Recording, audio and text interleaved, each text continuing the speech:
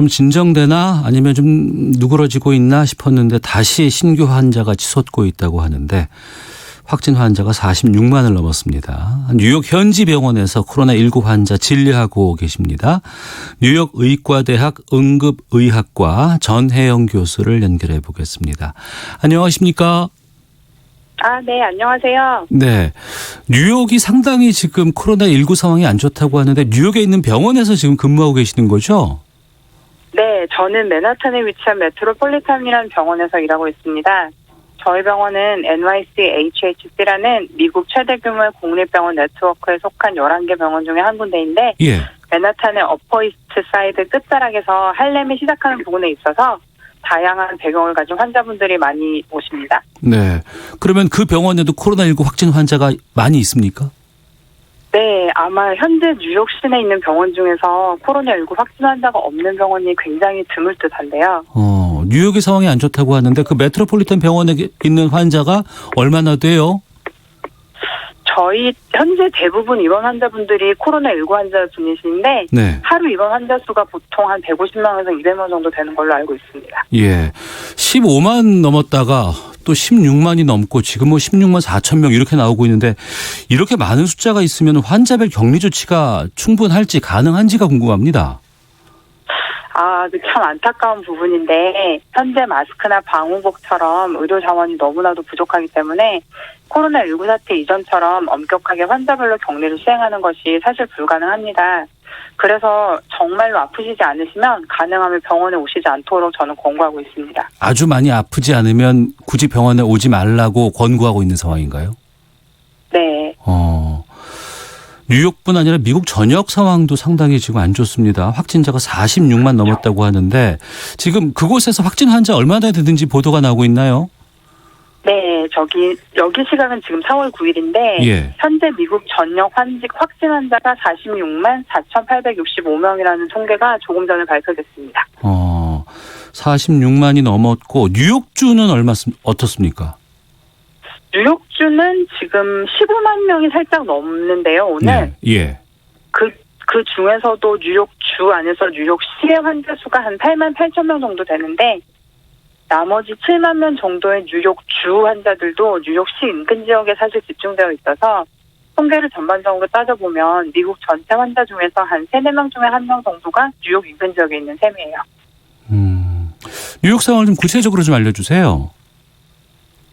네, 그러면 뉴욕이 사실 미국에서 가장 큰 도시 지역이라서 인구 밀도가 굉장히 높고 뉴욕시의 생활 환경이 미국의 다른 지역에 비해서 많이 다르기 때문에 대부분의 시민들이 걸어 다니거나 대중교통을 이용하고 그리고 물가가 비싸기 때문에 좁은 집에서 많은 사람들이 밀집해서 살고 있어서 아마 이래서 뉴욕시 중에서도 이민자가 많은 퀸즈나 브롱스나 브루클린 같은 지역에 코로나19 환자가 더 많은 이유라고 저는 개인적으로 생각을 하는데요. 네. 그리고 세계 각국에서 많은 분들이 오고 가시기 때문에 사실 감염이 번식하기에는 최적의 도시죠. 뉴욕주의 경우에는 사망자가 상당히 또 많이 발생하고 있다는 것도 좀 들었습니다. 여기에 대해서도 좀 알려주시겠어요? 네, 아까 잠깐 말씀드린 통계를 보면 네. 말씀드린 대로 미국 전체 확진자 중에서 뉴욕주에 있는 환자 수가 전체의 3분의 1 정도 되는데 그거를 따져보면은 사실 전체 환자 수랑 비교했을 때 사망률이 심하게 불균형으로 높은 거는 아니죠. 그리고 통계도 사실 환자군의 나이나 기저질환 유무 등의 변수가 조금 조정이 돼야지 좀 더 정확한 통계를 알 수 있을 것 같은데 만약 그래도 사망률이 조금 더 높다면은 아마도 지금 현재 환자 수가 뉴욕에 집중돼서 의료 시스템의 과부하가 와서 그런 게 아닌가 생각합니다. 의료 시스템의 과부하가 온 상황이다. 네. 이렇게 예상할 수 있을 것 같은데 그 진단은 어떻게 받는지 치료 과정도 좀 궁금한데 확진 판정을 받기까지 미국에서는 어느 정도의 시간이 걸립니까? 네. 지금 유행 초기에 오래 걸릴 때는 일주일 넘게 걸리는 시설도 있었는데 예. 요즘 현재 상황은 조금 나아져서 한 2, 3일 정도 걸리는 것 같아요. 그러면은 그 누구나 몸이 안 좋거나 그러면은 이 진단 검사를 받을 수가 있어요? 아니요. 안타깝게도 아직 그런 상황이 안 되는데 예. 저희 병원 같은 경우는 이제 좀 증상이 심해져서 입원이 확진된 환자한테만 저희 검사를 나갑니다. 그래서 만약 의료진이 봤을 때 이게 코로나19 환자인 것 같더라도 산소 포화도가 괜찮거나 생체 징후가 괜찮으면 그냥 자가격리문을 이렇게 설명을 해드리고 집으로 다시 돌려보내게 돼요. 아, 확진자가 의심되더라도 산소 포화도가 네. 기준치보다 높지 않으면 그냥 돌려보내요.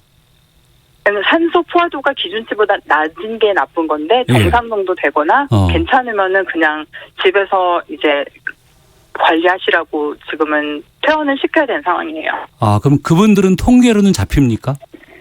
안 잡힙니다. 아, 그렇군요. 네. 진단 키트가 부족하기 때문에 그런가요? 진단 키트가 부족하기보다는 사실 현재 입원 정상수나 여러 가지 의료 자원이 부족해서 그런 거라고 저는 생각합니다. 네. 그 코로나19 환자를 직접 전 교수께서 지금 진료하고 계시죠? 네. 확진 환자들에게는 그럼 어떤 치료를 실시하고 있습니까? 일단 확진 환자한테 가장 중요한 건 산소 치료인데 그 호흡곤란이 심한 경우에는 기도 삽관을 해서 인공호흡기를 달아야 하는 경우가 되게 많습니다. 네.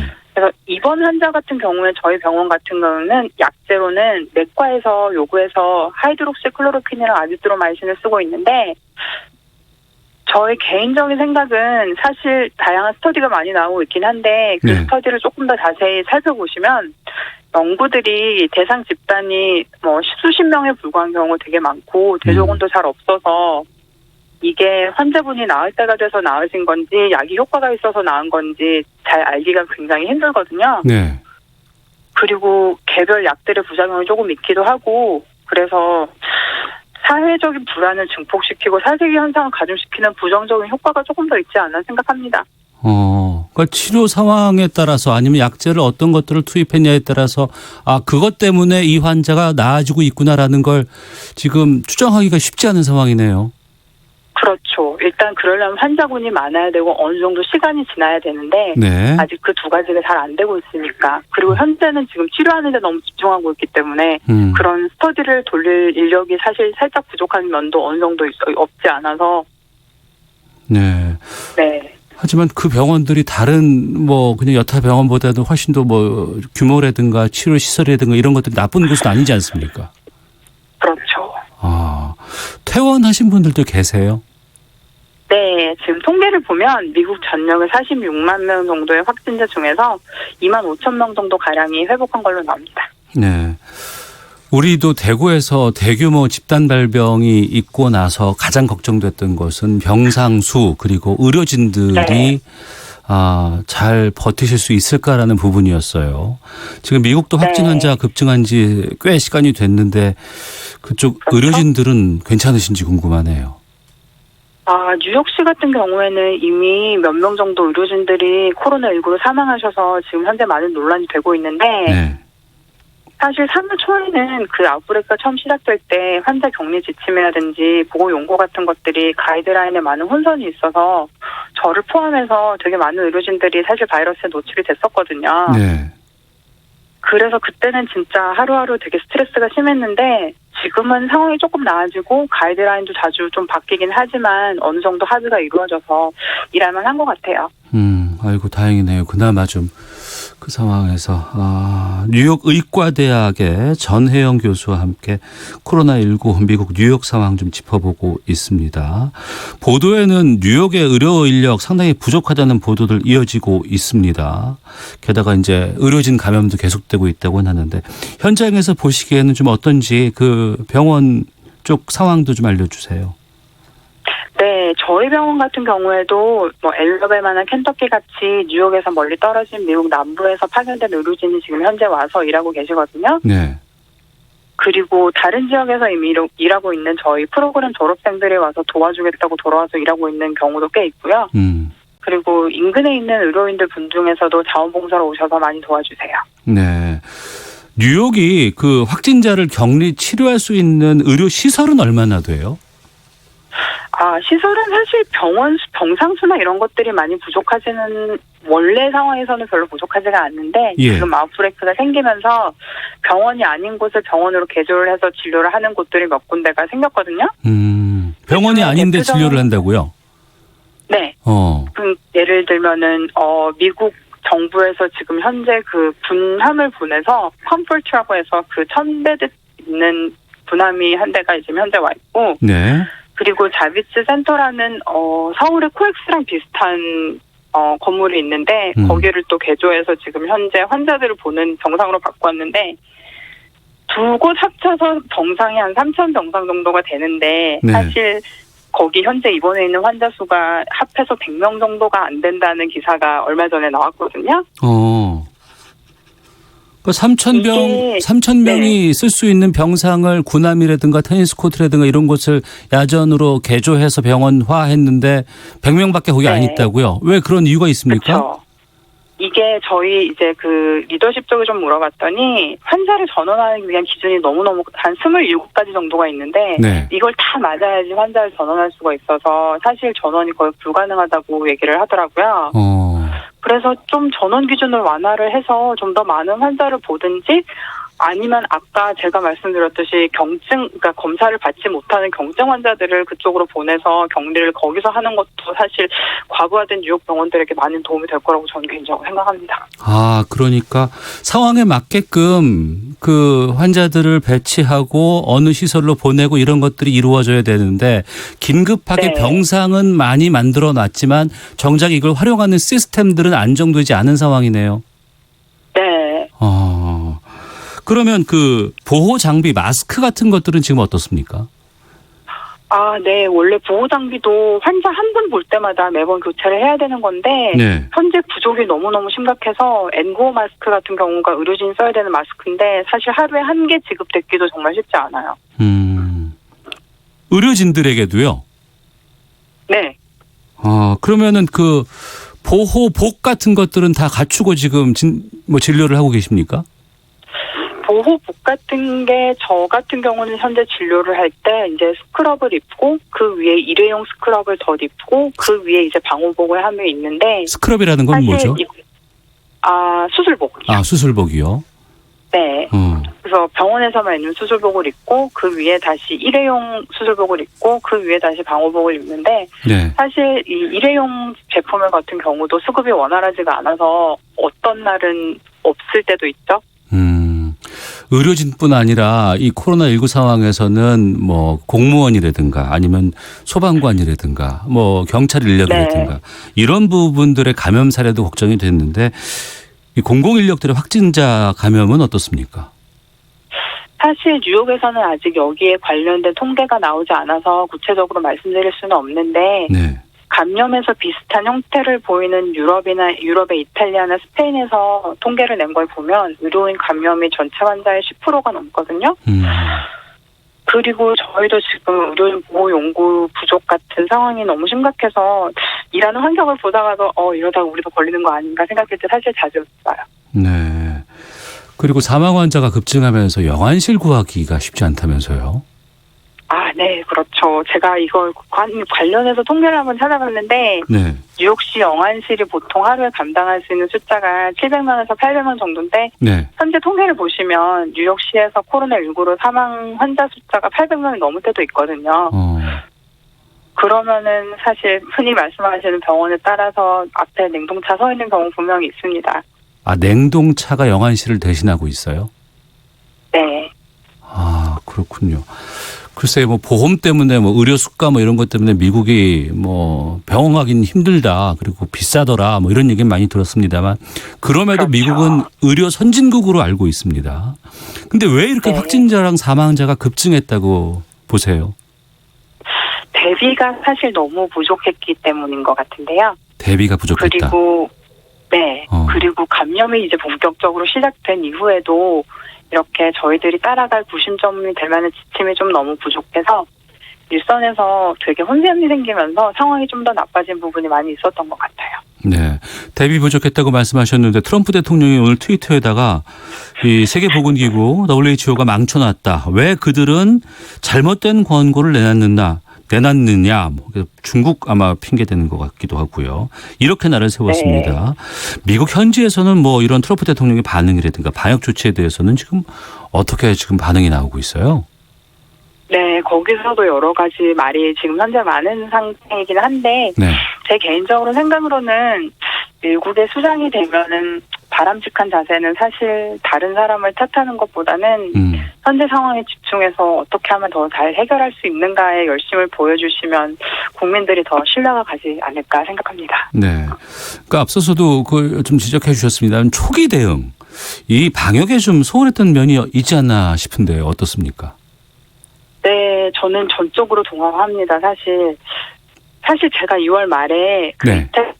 여행을 다녀오신 코로나 의심 환자를 본 적이 있는데 그 당시에는 병원에서 테스팅을 못해서 주 정부 보건당국에 연락을 해서 허가를 받아야지 그 샘플을 채취해서 보내야 그 테스트를 할 수 있던 상황이었는데, 그래서 그쪽 관계자랑 통화를 하면서 지시가 환자의 증상이 입원해야 될 정도로 심하지 않으면 테스팅을 하지 말라는 지시를 들어서 그때 사실 깜짝 놀랐거든요. 네. 저는 이미 2월 초부터 우한이나 한국에서 아웃브레이크를 언론을 통해서 지속적으로 접하면서 어느 정도 그 바이러스의 특성에 인지가 있었던 상황이었는데, 그리고 그때는 이미 바이러스가 중국을 떠나서 한국, 이태리 막 이런 쪽으로 나가고 있던 상황인데, 뉴욕시 같은 경우는 그러면 전 세계에서 엄청난 사람들이 모여드는 곳인데 네. 그렇게 증상이 심각한 환자만 테스팅을 하면 상당히 많은 수의 경증 환자가 지역사회로 그냥 다시 돌아가셔서 감염이 정말 걷잡을 수 없이 퍼질 것 같은데 어떻게 하려고 그러나 생각을 잠깐 했었거든요. 예. 근데 역시 지금처럼 이런 사태가 발생했죠. 예. 우리는 사회적 거리두기 지금 계속해서 지금 하고 있습니다. 미국도 지금 이런 조치 시행하고 있는 것 같은데 현장에서 보시기에는 이게 효과가 있다고 보세요? 네, 당연하죠. 그 코로나19는 정부와 국민들이 합심해서 감염을 막아야지 같이 컨트롤이 가능한 것 같아요. 아무리 정부가 따를 수 있는 지침을 제시를 하더라도 국민 개개인이 따르지 않으면 백방무효한다고 저는 생각합니다. 예. 사재기는 지금 많이 줄었습니까? 네. 사물만큼 심하지는 않는데 네. 여전히 특정 물품 같은 경우는 구하기가 아주 쉽지는 않은 것 같아요. 저 같은 경우는 개인적으로 미국에서는 아마존에서 이런 물품을 많이 자동 배달 시스템을 많이 사용하는데 네. 저 원래 4월 1일에 이제 이런 물품들이 왔어야 됐는데 아직까지 재고가 없다고 안 오고 있거든요.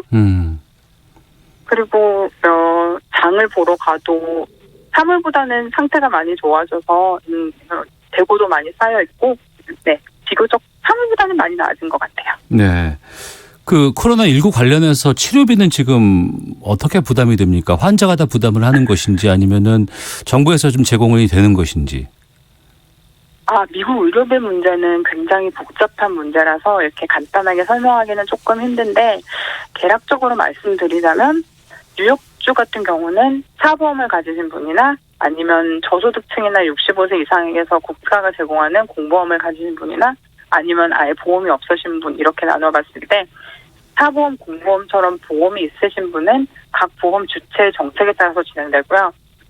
무보험자의 경우에는 정부에서 어느 정도 보조를 해주기로 결정을 최근에 했습니다.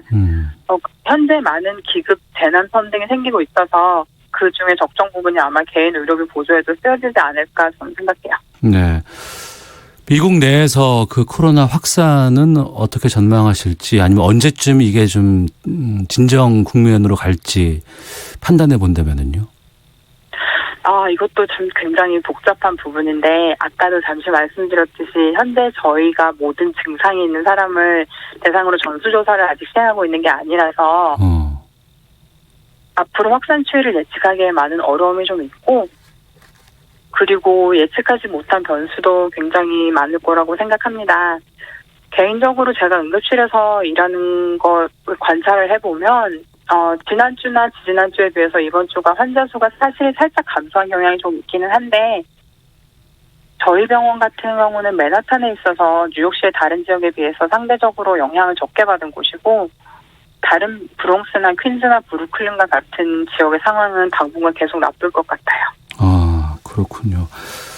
아이고 참 청취자께서 의견 보내주셨는데 김종무님 증상이 있는데 집에 돌려보내게 되면 집에서 가족들이 감염되지 않을까 걱정됩니다라는 의견도 주셨고, 손정랑님께서 교수님 고생이 참 많으시네요. 힘내십시오. 파이팅 하고 응원 문자 보내셨는데요. 건강 조심하시고요. 감사합니다. 예, 오늘 말씀 네. 여기까지 듣도록 하겠습니다. 고맙습니다. 예, 감사합니다. 네, 지금까지 뉴욕 의과대학 응급의학과 전혜영 교수 연결해서 뉴욕 상황 들어봤습니다.